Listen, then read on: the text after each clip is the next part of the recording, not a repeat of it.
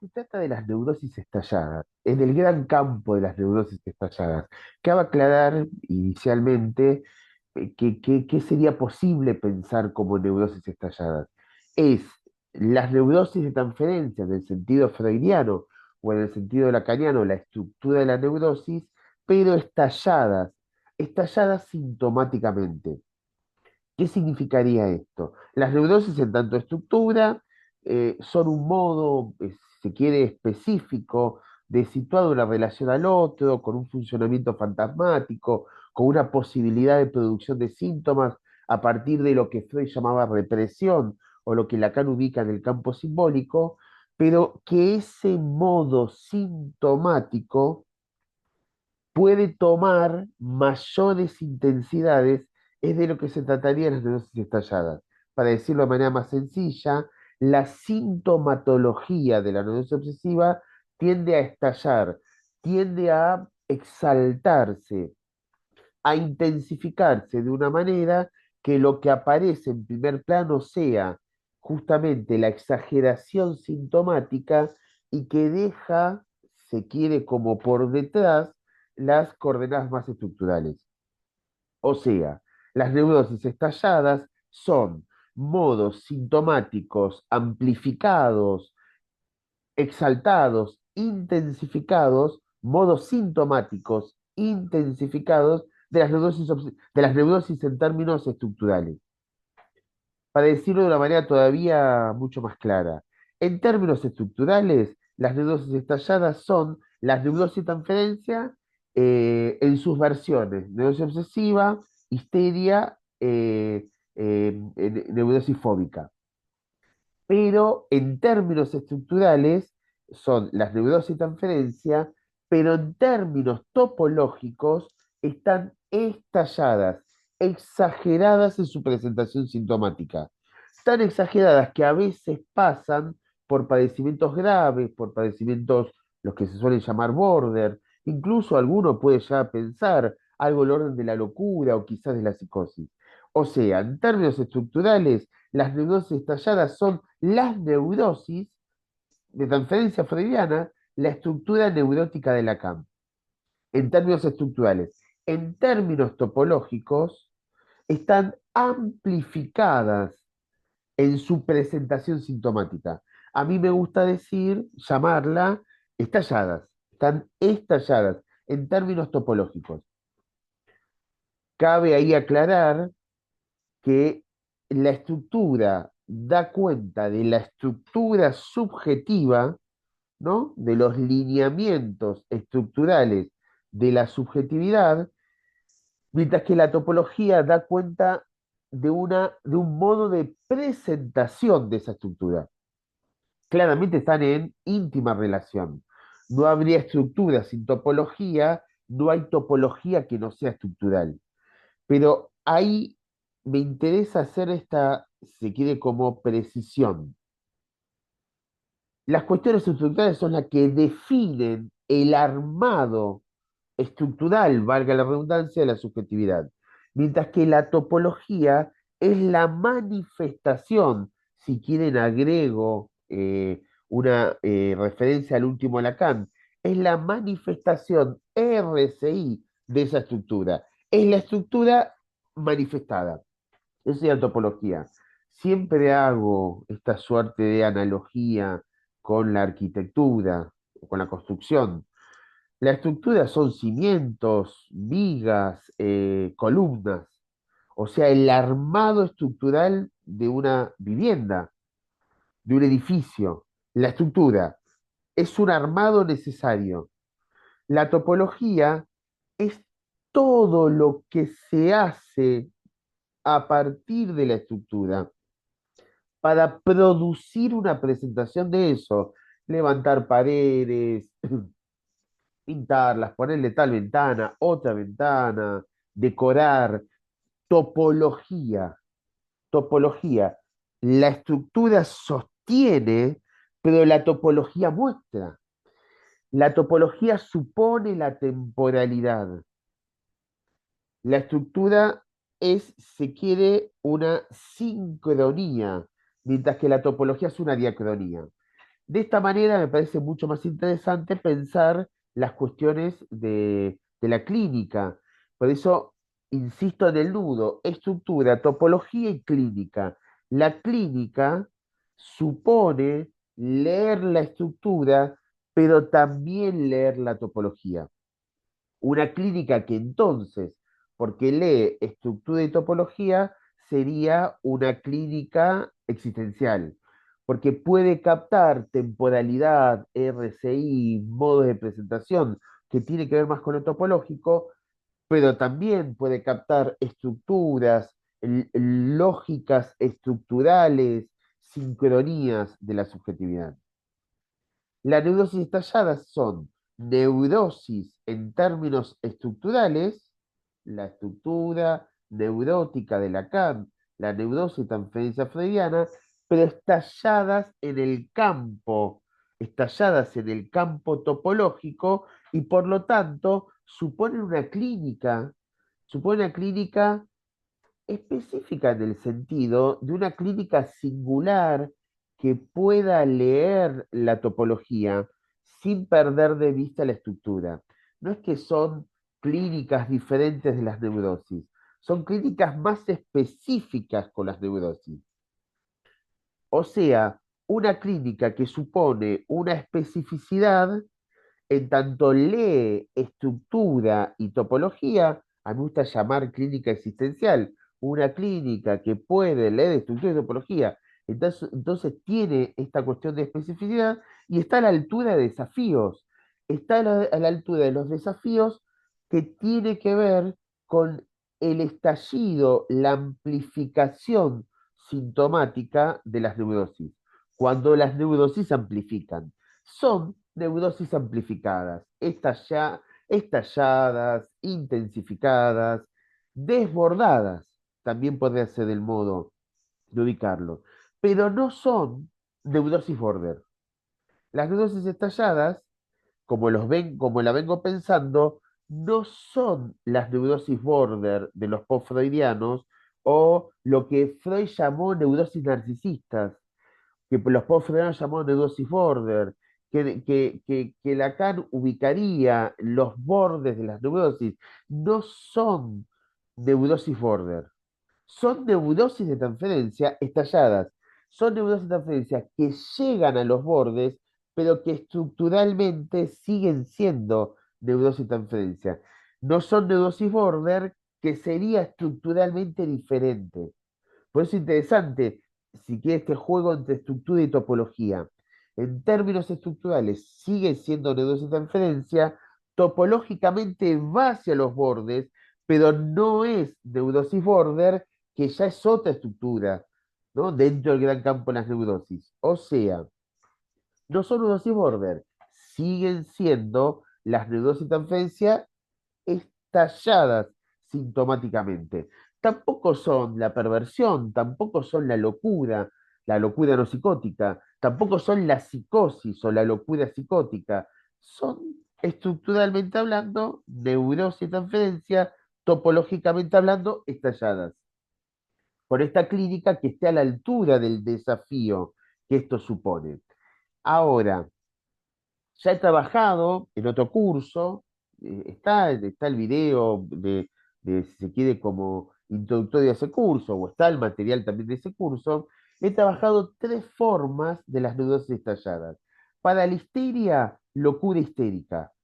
Pienso la locura histérica en el marco de las neurosis, de la histeria, no como una psicosis, no como una locura no psicótica, sino como una neurosis histérica estallada, estallada. Ahora voy a decir algo más sobre esta estallada, pero es la única forma en la histeria que enloquece. También podemos pensar formas de la histeria que tiene que ver con esta exageración histriónica, ¿no? La histeria con una exageración histriónica, lo que el DSM llama trastorno histriónico de la personalidad, una exageración histriónica sigue siendo la histeria en términos estructurales, pero topológicamente estallada. Hay otras formas, no son las únicas, pero podemos pensar eso para las histerias, para las fobias, la El pánico fóbico es cuando la fobia no va hacia un objeto específico, un objeto fobígeno específico, aracnofobia, ¿no? No va hacia un objeto específico, sino como que estalla en términos más generales y toma la forma panicosa. Fobia, pero panicosa, no el ataque de pánico. Habría relación, pero no el ataque de pánico, sino la fobia como neurosis, en términos de estructura neurótica, pero con un estallido, una exageración de la sintomatología y se vuelve pánico fóbico. Pero es la única, también podríamos pensar fobias exageradas, ¿no? Donde el objeto fobígeno específico se torna en exceso amenazante. Una cosa puede ser una fobia donde, bueno, no sé, aparece una cucaracha y esto me genera mucha angustia, se vuelve insoportable. Otra cosa sería el estallido de la fobia, por ejemplo, a la cucaracha, donde me armo toda una posición existencial que está en relación a defenderme de la cucaracha. No es que aparece y me angustio y me agarra el ataque fóbico, sino que todo pasa a depender de una posición fóbica en relación al objeto fobígeno. Esa sería otra posición de neurosis estallada. Pero lo que interesa en este caso es los estallidos en las neurosis obsesivas. Se me ocurre presentar cuatro estallidos en las neurosis obsesivas, no serían los únicos, pero es cierto que acá tendríamos como un mapa bastante abarcativo de las neurosis obsesivas. Las cuatro, si quiere, como presentaciones subjetivas, sería la sintomatología TOC, ¿no? El famoso TOC, trastorno obsesivo compulsivo, que es una neurosis obsesiva exagerada en términos sintomáticos. Una cosa es un obsesivo al estilo El hombre de las ratas, un obsesivo se quiere como más simple, ¿no? Con su cuestión en relación a la culpa, a la duda, a la agresividad obsesiva, y otra cosa es cuyos síntomas, alguien cuyos síntomas tienen tanta amplificación que producen este modo tan característico del TOC. Entonces, por ejemplo, no sé, caminar sin poder pisar una línea en la baldosa eh, todo el tiempo, ¿no? Y entonces no hay modo y está como la película, ¿no? Mejor imposible, saltando entre baldosas, ¿no? Una cosa amplificada en términos de sintomatología. A mí me gusta ubicarlo como una sintomatología TOC, como una neurosis estallada. Recuerdo una paciente que tardaba 8 horas en bañarse y no podía bañarse. O sea, 8 horas intentando bañarse y no llegaba a bañarse. En todo caso lo voy a trabajar en el curso, pero era una chica de origen muy humilde, tenía que calentar en un calentador el agua, baldecito, calentar, entonces tenía dos baldes, porque no, su idea obsesiva era que no le alcanzaba con un solo balde como a toda su familia. Entonces calentaba un balde, calentaba el segundo, pero cuando llegaba el primero ya estaba frío, lo tenía que volver a calentar. 8 horas, llegó a estar 8 horas calentando balde sin usar el balde. O sea, se le calentaba, se le enfriaba, lo volvía a calentar, y se le enfriaba el segundo, calentaba el segundo, se le enfriaba el primero. O sea, 8 horas en el baño hasta que, era una chica adolescente, hasta que el padre estalló. Y nada, la trajo como así como con urgencia al hospital, a la consulta, llegando al límite, al límite. Fue bancando, la familia fue bancando. Eso es una sintomatología TOC. Era una neurosis obsesiva estallada. Sintomatología TOC, la primera. La segunda, melancolización obsesiva. Esta ya la trabajé en otro curso, o por lo menos fue introducida en otro curso, y voy a avanzar en este nuevo curso con la sintomatología, perdón, con la melancolización obsesiva. Es una posición donde lo que aparece ahí es un duelo patológico que melancoliza a la subjetividad, la melancoliza, como Freud trabaja de manera genial en duelo y melancolía, el duelo patológico que hunde el objeto, hunde sus raíces en el narcisismo, cuando se pierde el objeto, una parte del yo se pierde con el objeto. La famosa frase de Freud, la sombra del objeto recae sobre el yo. Se pierde una parte importante del yo, entonces el yo se melancoliza, decía Freud. Esto es muy típico de las posiciones obsesivas, donde una pérdida significativa que estaba ligada a un objeto narcisista tiende a melancolizar, o sea, deja a la posición subjetiva deprimida, melancolizada. Podemos dar muchos ejemplos, pero sobre todo duelos, la muerte de un hijo, la muerte de un hijo. La muerte de un hijo produce una melancolización, porque un hijo, una hija están conectados narcisísticamente a una madre o a un padre, produce generalmente una melancolización. La melancolización obsesiva, pero no necesariamente pérdidas tan significativas. Cualquier pérdida que tiende a ubicarse narcisísticamente produce muchas veces la melancolización obsesiva. ¿No? Ya tenemos dos, sintomatología TOC, melancolización obsesiva. La tercera, violencia machista neurótica. Hago una aclaración totalmente necesaria. No estoy bajo ningún aspecto justificando la violencia machista. Lo que estoy tratando de situar es que hay posiciones neuróticas que cuando estallan tienden a expresar sintomáticamente, tienden a hacer una presentación sintomática por la vía de la violencia generalmente sobre la feminidad y sobre las infancias. Violencia machista. En clave neurótica, en términos de estructuras neuróticas, ¿hay violencia machista perversa? Sí, también la hay.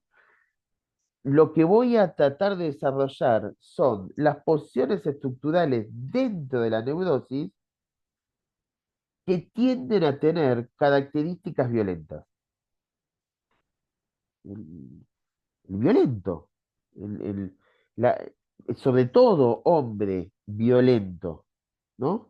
Con características muy machistas, de mucho control, posesivos, toman a su mujer o a sus hijos como si fueran objetos que le pertenecen y legislan, decretan, imponen, violentan, ¿no? Sobre su mujer, sus hijos, ¿no?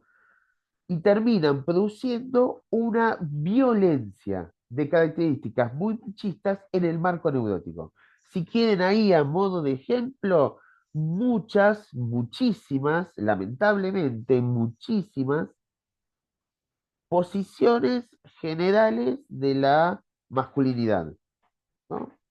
Lo que se suele decir, el hombre violento, saco al perverso, ¿no? Saco al perverso que ejerce una violencia con niveles de goce, si quiere, diferentes, es una posición estructural diferente, pero muchísimos neuróticos que terminan generando una violencia machista.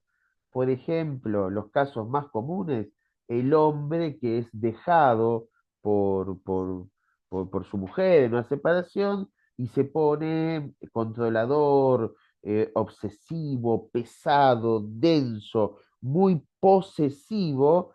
Y bueno, claro, ¿cómo termina la situación? Ejerciendo una violencia sobre su expareja, necesita intervención judicial, una medida de amparo, exclusión del hogar, por 30 días, por 60 días.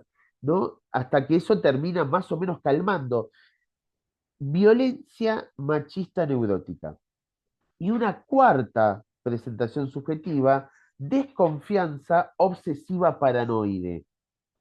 No es paranoia, no es la psicosis paranoica, es una posición paranoide con mucha desconfianza, con mucha, si quiere, como, eh, sí, como mucha cuestión de persecución de parte del otro, desconfianza, suspicacia, pero en una posición neurótica. O sea, su neurótico es una posición neurótica, no importa el género, que empieza a situar al otro, que empieza a situar al otro como un perseguidor o perseguido. Y entonces la desconfianza, en el marco de la neurosis, no estoy hablando de la paranoia, no estoy hablando de una posición paranoica. Si quieren, se acercaría a lo que el DSM ubicaría como trastorno paranoide de la personalidad.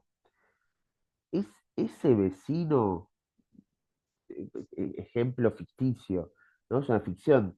Es ese vecino que está todo el tiempo vigilando, que mira, que está como atento, que tiene como una cosa, como un talante medio denso, pesado, que controla los movimientos, que se enoja si una hoja del árbol le cae, ¿no? Por detrás de la medianera.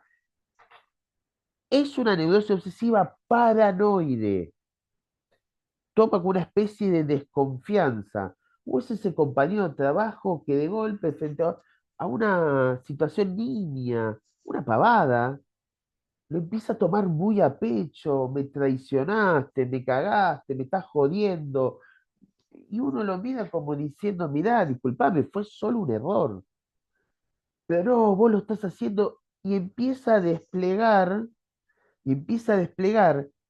una cantidad de rumiaciones obsesivas de corte paranoide. No es un paranoico, es el compañero o el amigo o el colega que hasta hace 10 minutos estaba todo bien, pero de repente se pone paranoide. Me estás cagando, todos me quieren cagar, todos me tratan mal. Y empieza una cuestión donde el otro toma un lugar de perseguidor o de maltratador. Es la misma posición neurótica estallada hacia la desconfianza, desconfianza paranoide. Cuatro formas, habría otras, pero acá tenemos un mapa muy interesante desplegado de las neurosis obsesivas cuando estallan. Ahora, dije que iba a volver a la idea de las neurosis estalladas, en este caso neurosis obsesivas estalladas, de manera, si quiere, como más precisa. ¿Qué es lo que estalla? Porque en términos estructurales sigue siendo neurosis, en este caso neurosis obsesiva. En términos topológicos se estallaron. Ahora, ¿qué es lo que estalla? Lo imaginario está desbordado.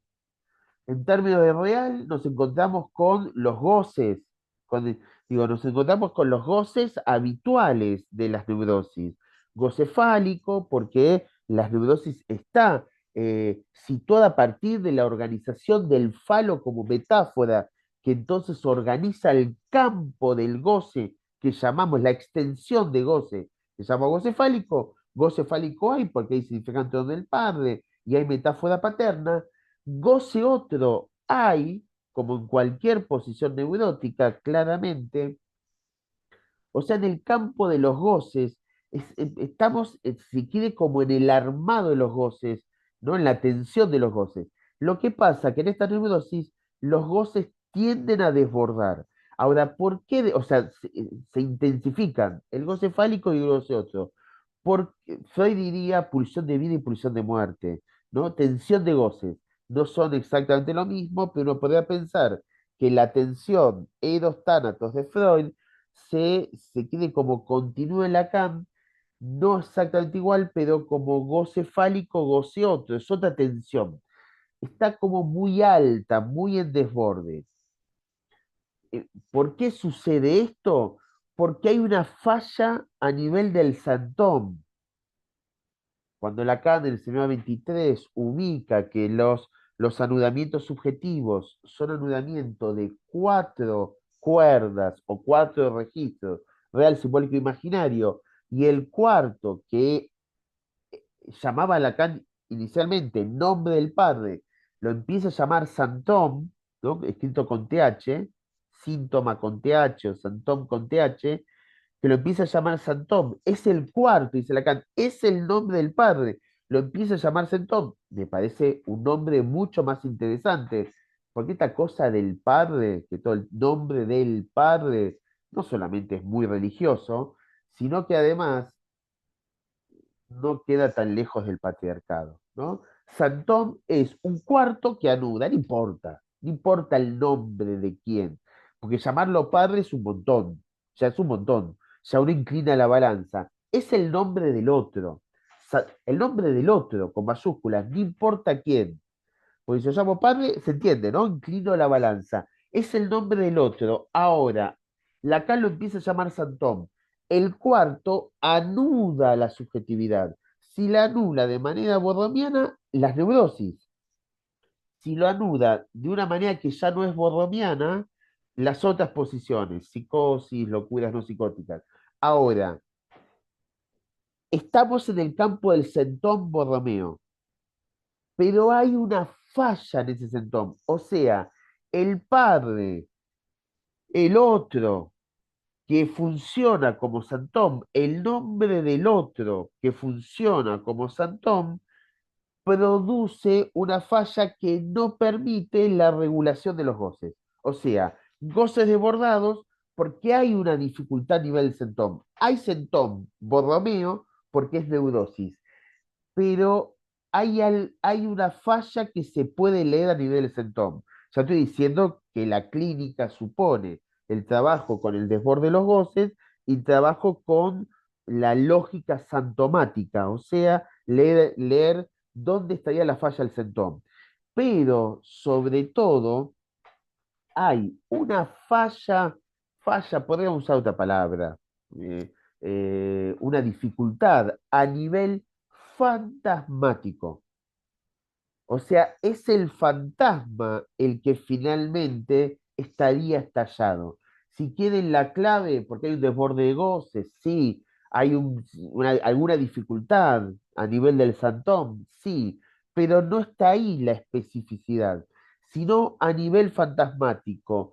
Hay una complicación, si quiero usar una palabra, fracaso del fantasma, que es una palabra fuerte en la comunidad psicoanalítica, sobre todo Argentina, a partir de Silvia Amigo y su concepto de fracaso del fantasma. Hay un fracaso, una dificultad a nivel del fantasma, lo que hace que lo imaginario, el fantasma no es imaginario, el fantasma es RCI, como el Santón es RCI, pero el fracaso, la dificultad a nivel del fantasma, porque el fantasma es una especie de organizador del campo de los goces, del campo sintomático, el fantasma tiene una dificultad que produce el estallido imaginario de la estructura. La estructura estalla imaginariamente y exagera en la presentación imaginaria de la estructura. Entonces, la sintomatología TOC y entonces la melancolización obsesiva y entonces la violencia neurótica machista y entonces la desconfianza obsesiva paranoide. Son expresiones imaginariamente estalladas de la estructura neurótica, estalladas porque el fantasma está en fracaso, en falla, en dificultad. La apuesta es a leer en esas coordenadas. Ya en otro curso, de negocios estalladas más en general, pero voy a volver en este curso sobre esto, Se puede pensar en el seminario 24 de Lacan, que hace una referencia a el modo en que el deseo o la demanda produce vueltas sobre el toro. El toro es el anillo, ¿no? de los registros, que de acuerdo a cómo queda dado a las vueltas de la demanda y el deseo, produce el anudamiento. De ahí se puede desprender, esto es mío, no está en Lacan, el nudo que se conoce como en tejido pompón, el pompón puff, ¿no? El pompón es como un estallido de la lana, los hilos como que estallan, ¿no? Es un modo de anudamiento. Bueno, sería similar al pompón. El nudo, las vueltas de la demanda producen las vueltas de la demanda del otro, producen un estallido imaginario, es como un pompón. Que lo vamos a trabajar, lo vamos a trabajar. Esta clínica, una clínica, si quiere, como específica dentro de la estructura neurótica, pero que topológicamente está estallada, supone esta clínica singular, este desafío clínico, es una clínica que se encuentra con un fuerte dolor psíquico, son posiciones neuróticas en el campo de la neurosis obsesiva con mucho dolor psíquico, todo por efecto del estallido, dolor psíquico, severidad superyoica, el superyo está muy severo, hay una exageración de la culpa y de la duda y de la procrastinación. Las características, si quieren, como arquetípicas de la neurosis obsesiva, están amplificadas. Hay mucho autorreproche con características narcisistas, ¿no? Que después llevan a la melancolización. Por lo general, una posición en exceso sacrificial en relación al otro. La demanda se vuelve mucho más fuerte, que tiende a ser una demanda masiva. Hay efectivamente un problema intenso con el masoquismo, a la manera de Freud, el problema económico del masoquismo. Hay un problema fuerte con el masoquismo. Hay una necesidad de castigo, diría Freud. Esto tiene que ver con una intensidad tanática. Está en desborde la pulsión de muerte, está muy fijada la analidad, ¿no? La posición pulsional infantil de lo anal, lo que supone control, posesión, ¿no? Mucho control, retención, control, ¿no? Hay mucha agresividad. La típica ambivalencia obsesiva toma la forma agresiva, tanto que tiende a, como Lacan dice en el semestre 5, a la eliminación del otro, ¿no? En el campo de la fantasía, pero pasa que esto pasa al acto y entonces hay como mucha agresividad puesta en el otro. Hay lo que Freud llama en inicio síntoma de angustia, sintomatología de segundo orden. Freud pensaba que cuando fracasa la primera defensa, la del síntoma, en la neurosis obsesiva, se arma una línea defensiva de segundo orden, que es lo que él llama los ceremoniales, los rituales y los ceremoniales. Ah, ¿no? Hay defensa más de segundo orden porque fracasa, ¿no? La de primer orden, y hay posiciones edípicas muy fuertes, pero sobre todo de posesión de la madre y de rivalidad con el padre. Características clínicas de estas posiciones. Bueno, es una invitación a un curso. Para quienes quieran sumarse, 29 de agosto comenzamos con el curso, van a ser 4 encuentros. Si alguien está viendo este video más tarde, bueno, igual el curso queda como material grabado, se puede acceder después, un curso virtual, eh, donde vamos a trabajar estallidos en las neurosis obsesivas con estas 4 presentaciones. Sintomatología TOC, melancolización obsesiva, violencia machista obsesiva o violencia neurótica machista y finalmente desconfianza obsesiva paranoide. Bueno, muchas gracias.